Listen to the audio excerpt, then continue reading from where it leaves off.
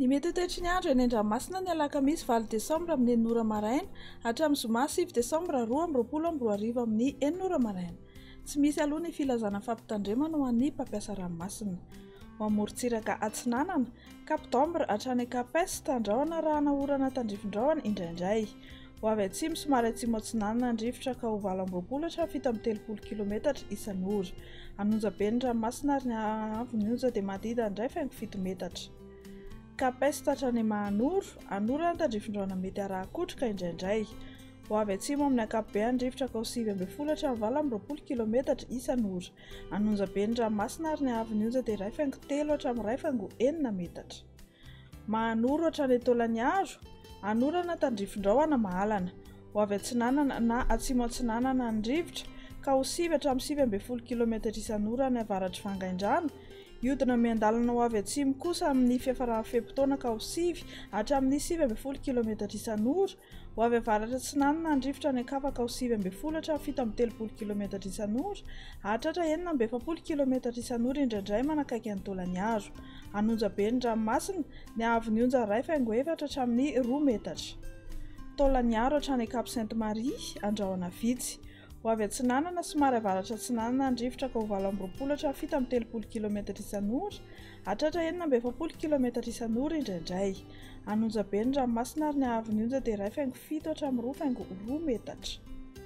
Ho amorontsiraka Andrefana, Cap Sainte-Marie hatrany Cap Saint-Vincent, Andrahoana vitsy. Ho avy atsimo amin'ny ankapobeny andrifotra ka ho 9 hatramin'ny 20 km isan'ora. Hitoetra ho avy Atsinanana amin'ny ankapobeny manomboka ny tolakandro any atsimon'ny Itapolo ka ho 7 hatramin'ny 9 km isan'ora.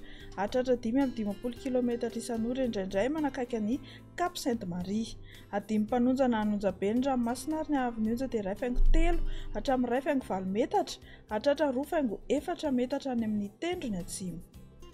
Cap Saint-Vincent hatrany Cap Saint-André, anorana tandrifin-drahona mety arahakotroka indraindray any avaratry Morondava. Andrahoana amin'ny Tsitokotoko kosa any Ankafa. Ho avy Atsinanana amin'ny ankapobeny andrifotra ny maraina ka ho 7 hatramin'ny 7 km isan'ora. Hatratra 20 km isan'ora manakaiky ny Cap Saint-André. Fa iodina avy Andrefana kosa amin'ny tolakandro ka ho 7 hatramin'ny 7 km isan'ora. Hatratra 20 km isan'ora manakaiky ny Cap Saint-André. Adimy mpanonja ny ranomasina ary ny haavon'ny onja dia 4.4 hatramin'ny 2.1 metatra. Ho an'ny Cap Saint-André hatrany Analalava, anorana tandrifin-drahona Mahalana. Ho avy atsimo Atsinanana na Atsinanana andrifotra ny maraina ka ho 7 hatramin'ny 7 km isan'ora. Hatratra 20 hatramin'ny 17 km isan'ora eo anelanelan'ny Mahajanga sy Analalava. Fa ho avy avaratra na avaratra Andrefana andrifotra ny tolakandro ka ho 7 hatramin'ny 7 km isan'ora. Ho tonina adimy mpanonja ny ranomasina ary ny haavon'ny onja dia latsaky ny 4.4 metatra.